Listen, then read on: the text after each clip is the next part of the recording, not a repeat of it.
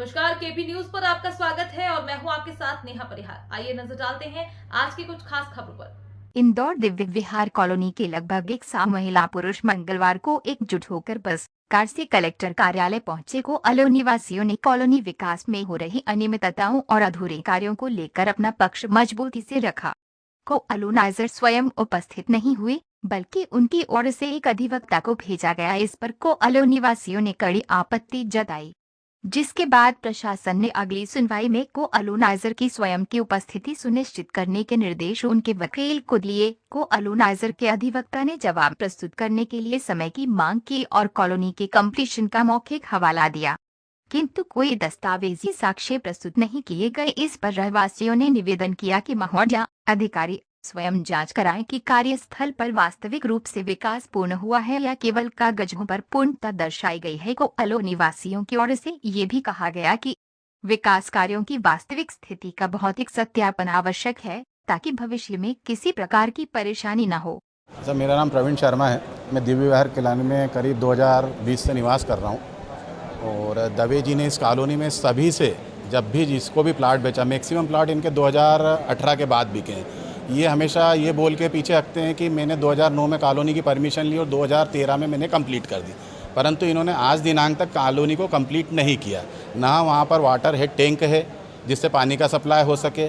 STP plant भी capacity से काफ़ी कम है, क्योंकि इन्होंने 230 प्लाटों की कॉलोनी बता के 113 क्यूबिक मीटर का एक प्रदूषण बोर्ड से परमिशन ली थी, जबकि उस कॉलोनी में 3.5 लाख फुट माल मल्टियों के प्लाटों का है और 3.5 लाख फुट माल ही प्लाटों का है।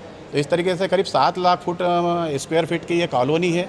बाकी इसमें ना वाटर हेड टैंक बनाया गया है, ना इन्होंने एसटीपी प्लांट को सही ढंग से चला रहे हैं। उसको करीब 2 साल से तो पूर्ण रूप से बंद कर दिया है, जिससे पूरा पानी जो ड्रेनेज का है वो सब दूर फैल रहा है। उसके कारण हमारे यहाँ के जितने भी बोरिंग है उन बोरिंगों में वो गंदा पानी जा रहा है, तो पीने का जल भी अब प्रदूषित हो रहा है। जो लोगों ने अपनी व्यवस्थाएँ कर रखी थी वो भी भंग हो चुकी है। जब भी उनसे बात करो तो उनका ये कहना है कि मेरा प्रशासन कुछ नहीं बिगाड़ सकता, मेरे पास पूर्णता प्रमाण पत्र है। अब उन्होंने जिस तरीके से अभी हरकतें कर रहे हैं उसी हिसाब से किस हिसाब से उन्होंने पूर्णता प्रमाण पत्र ले लिया ये नहीं बता सकते। बाकी कॉलोनी में सारे काम अधूरे पड़े। उन्होंने क्लब हाउस बोला, क्लब हाउस नहीं है। सिर्फ उन्होंने मेंटेन किया तो सिर्फ गार्डन को मेंटेन किया, वो भी जब तक उनका माल नहीं बिका। वो सिर्फ दिखावे के लिए था, क्योंकि जो भी माल खरीदने आता है वो दिन में देखता है, उसको रात को नहीं मालूम कि लाइट जल रही कि नहीं जल रही, पीने का पानी किसी के पास आ रहा कि नहीं आ रहा। उन्होंने सभी लोगों को मूर्ख बना के यहाँ पर प्लॉट बेचे हैं और अभी भी उनकी दादागिरी ये है कि वो स्पष्ट बोलते हैं कि मेरा न प्रशासन कुछ बिगाड़ सकता न कुछ कोई भी बिगाड़ सकता है। हमने वहाँ पर धरना आंदोलन भी किया। अभी हम वहाँ जनता की उसके लिए भलाई के लिए पूछताछ केंद्र भी चला रहे हैं, जिसमें अभी जो इनके पास प्लॉट बचे हैं कम से कम उनको दिक्कत ना हो। तो इसलिए उन्होंने हमको, जबकि इनकी एक पहचान है, जब भी इन्होंने हमको प्लाट बेचे तो एक चीज़ उन्होंने हमको स्पष्ट बोली कि भाई, हमने पूछा कि आप कौन हो, तो ये स्पष्ट बताते हैं कि हम दवे का दिव्य गरम मसाला वाला हमारा ब्रांड है, हम स्टेब्लिश ब्रांड के लोग हैं, हमने कॉलोनी काटी है, कॉलोनी बिल्कुल मसाले की तरह खरी रहेगी। बाकी हमारा अनुभव तो खारा ही रहा। और आज की तारीख में जब हमने वहाँ लिखा पहचान बताने के लिए कि भाई इन्होंने कॉलोनी काटी है और ये दवे का दिव्य गरम मसाले वाले, तो हम कॉलोनी वासी के करीब 10, 12, 15, 20, 25 लोगों को इन्होंने 50-50 करोड़ के मानहानि के नोटिस भेज दिए। मतलब काम नहीं करेंगे, हम परेशान हो रहे हैं, हमारे मकानों के पैसे, हमारी जो जीवन की कमाई थी वो तो इन्होंने निचोड़ ही ली।